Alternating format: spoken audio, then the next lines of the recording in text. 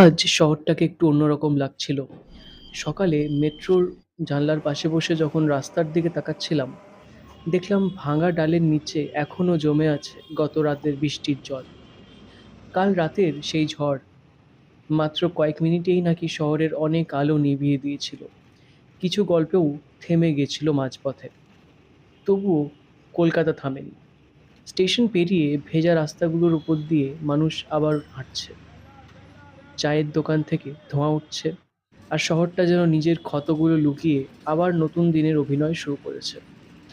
ফিরে এসে নিজের জন্য খাবার পরিবেশন করলাম। গরম ভাতের ধোঁয়ার সঙ্গে সংবাদপত্রের কালো অক্ষরগুলো যেন উড়ে আসছিল মনে। কোথাও ক্ষমতার লড়াই, কোথাও অভিযোগ আর পাল্টা অভিযোগ, কোথাও আবার তদন্তের নতুন দরজা খুলছে। খাবার শেষ করে বই নিয়ে বসি, কারণ পৃথিবীটা যতই অস্থির হোক, কিছু মানুষ প্রতিদিন নিজেদের ভবিষ্যৎটাকে একটু একটু করে গুছিয়ে নেয়।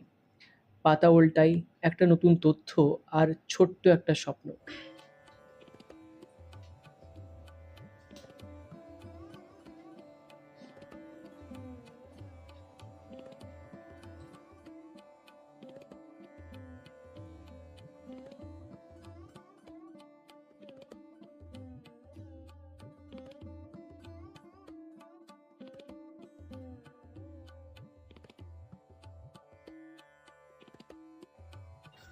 বিকেল নামতে নামতে আবার বেরিয়ে পড়ি। রাস্তার বাতিগুলো জ্বলছে, বৃষ্টি ভেজা শহরের গায়ে আলো লেগে সবকিছু যেন সিনেমার দৃশ্য হয়ে উঠেছে। ডিনারের পথে হাঁটতে হাঁটতে মনে হয়, খবরের শিরোনামগুলো প্রতিদিন বদলে যায়, কিন্তু মানুষের জীবনটা একই থাকে।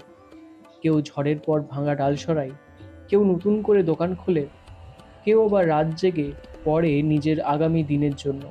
আর আমি আমি এই শহরের ভিড়ের মধ্যেই এক প্লেট খাবার, কয়েকটা অসমাপ্ত অধ্যায় আর কিছু ছোট ছোট স্বপ্ন নিয়ে আরও একটা দিন বেঁচে থাকি।